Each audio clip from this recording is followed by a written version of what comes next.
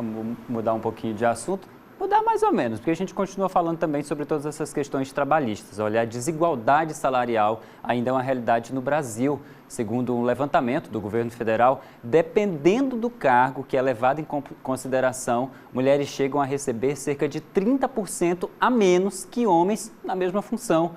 Números que provam que é necessário um lugar cada vez para mais espaços para essas mulheres e também uma remuneração digna no mercado de trabalho. Formada em administração e com mais de 15 anos de experiência no mercado de gestão de negócios, inovação e tecnologia, ainda assim, Francider enfrenta dificuldades para conseguir conquistar novos clientes. Ela presta serviços principalmente para prefeituras. Infelizmente, ainda há cargos onde a sessão é totalmente voltada só para o público masculino. E muitas vezes, até mesmo para eu agendar, como eu trabalho com prefeitos, prefeituras e gestores, na maioria masculina, até para um agendamento, um prévio agendamento é bem complicado. Para conseguir manter a empresa funcionando, a alternativa é recorrer a pessoas que possam intermediar esse contato. Eu aderi a ter uma indicação, e aí sempre tem que ter, normalmente, um homem fazendo essa conversão, essa ponte entre eu e o meu cliente. Dificuldades que, em muitos casos, começam ainda na entrevista de emprego. E recebemos perguntas que o gênero masculino nem passa pela cabeça de perguntar para algum homem, do tipo: você tem algum problema de deixar seus filhos para viajar a trabalho? Você casou agora, isso aconteceu comigo. Você casou agora, pretende ter filhos em breve? Por que essas perguntas? Infelizmente, essa é a realidade do mercado hoje em dia. Mulheres, ainda que muito capacitadas, enfrentam desafios para buscar credibilidade e melhorar salários. No Tocantins, homens ganham quase 20% a mais que as mulheres. Os dados são do terceiro relatório de transparência salarial e critérios remuneratórios divulgado pelo governo federal.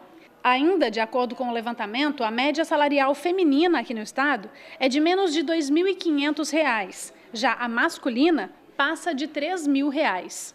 Também há números nacionais nesse sentido, divulgados pelo governo federal, que apontam que, no Brasil, mulheres que atuam em cargos administrativos costumam receber 79% do valor pago a homens para os mesmos cargos.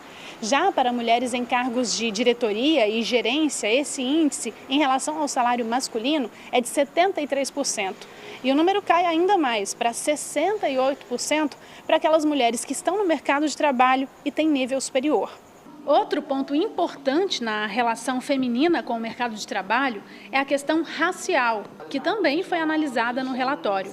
Segundo a pesquisa, no Tocantins, mulheres negras ganham 32% menos. Uma realidade para Sandra, de 43 anos. Mesmo depois de concluir 2 graduações e uma especialização, ela não se sentiu valorizada por toda essa dedicação.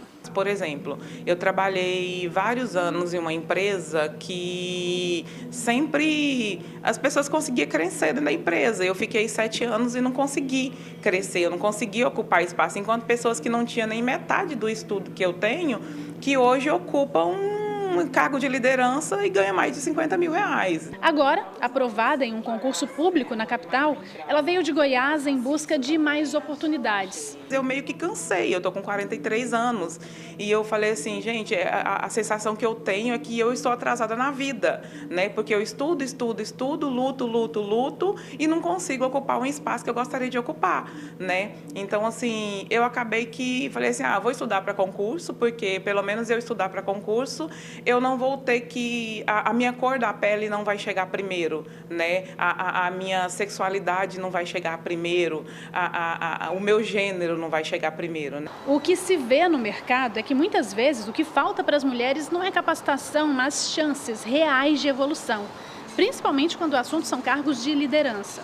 E nessa equação, um outro fator que pesa é a responsabilidade e as preocupações das mulheres que não se resumem ao ambiente de trabalho. Além de ter que enfrentar a desigualdade salarial, elas têm que conciliar esse espaço com o cuidado com a família, o cuidado com os filhos. A gente sabe que é um problema estrutural na nossa sociedade, né? Que as mulheres ainda estão muito... que foi designada para as mulheres esse papel do cuidado da família, né? No Tocantins, são 754 mil mulheres, quase metade da população, segundo o IBGE. Dados divulgados pelo governo do estado mostram que elas são maioria em todos os níveis de instrução superior. Ainda assim, só 3 em cada 10 pessoas ocupando cargos gerenciais aqui no Tocantins são mulheres. E elas ganham 7% a menos do que os homens no mesmo cargo. Eu acho que a gente conseguiu avançar, né?